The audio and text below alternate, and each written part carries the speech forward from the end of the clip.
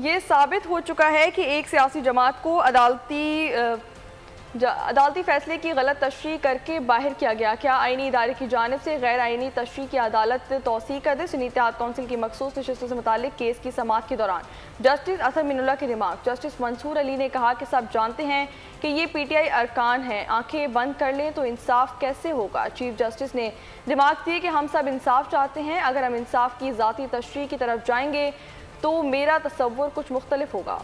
Justice अतर मिनुल्लाह ने कहा, क्या हम एक ऐसे गहरी आईनी खिलाफ वर्जी की तौसीक कर रहे हैं जो वाज़ेह हो चुकी। चीफ जस्टिस ने कहा यह एक मफरूज़ा है। जस्टिस अतर मिनुल्लाह ने कहा यह मफरूज़ा नहीं, ये वाज़ेह बात है। All those independents have won the election because they held out to the public they were PTI. One thing has become absolutely obvious. There has been a grave constitutional violation by excluding a political party on the basis of misinterpretation of the provisions and a judgment of this court. Indirectly, this apex court would be validating a grave constitutional violation and thus invoking the doctrine of necessity again. Since a lot has been said from this side, we all want justice, but it's a very elusive concept. If we go on personal justice, my concept may be different from your concept.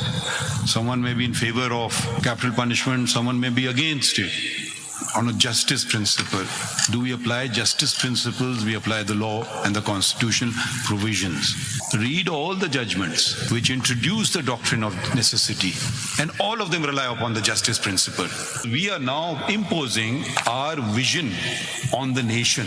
Let's Pakistan go on the constitutional path for once. You haven't answered my question. Do we validate a grave constitutional violation which has become obvious before us? That is premised on something. That is not premised. That is the orders have come before us. It has become obvious. You want to respond? We are ignoring the elephant in the room.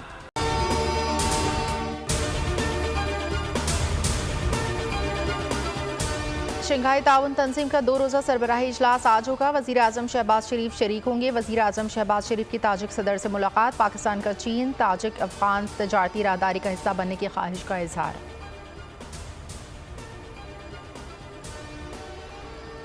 बिजली मज़ीद 5 रुपये फ़ी unit महंगी की जाए। IMF का मुतालबा। हुकूमत IMF शराइत कबूल करने को तैयार। बिजली 10 जुलाई से कबल महंगी होने का खदशा।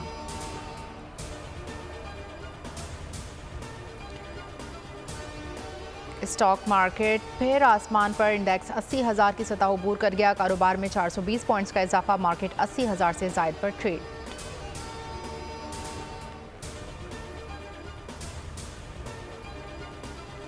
कच्चे के डाकू बेकाबू, कानून को जूते की नोक पर रख लिया। कनकोट में पुलिस चौकी पर हमला कर दिया। 2 एहलकार शहीद, 4 शदीद जख्मी।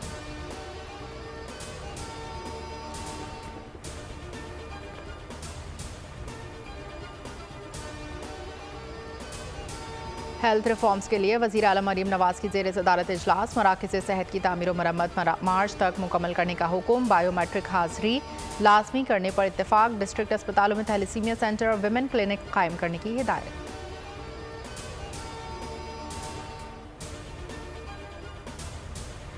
सरगोदा में पुप्पो ने भतीजी को 2 लाख रुपए में काम करने वाली बनाकर बेच दिया। बच्ची को हकीकत पता चली तो घर से फरार हो गई, लेकिन मुलाजमान घर पर धावा बोलकर दोबारा अगवा करके ले गए। वालदा गम से निढाल, बच्ची का ताहाल कुछ पता न चला।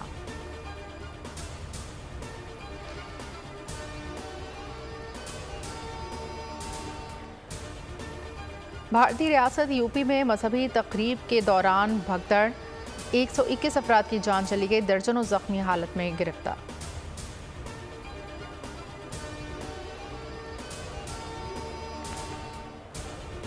और फ्रांस इंतखाबात। दाएं बाजू की जमात का रास्ता रोकने के लिए मुखालिफ जमातें मुतहद। इंतखाबात का दूसरा मरहला 7 जुलाई को होगा। पहले मरहले में दाएं बाजू की जमात पहली बार पार्लियामान में अक्सरियत हासिल करने में कामयाब।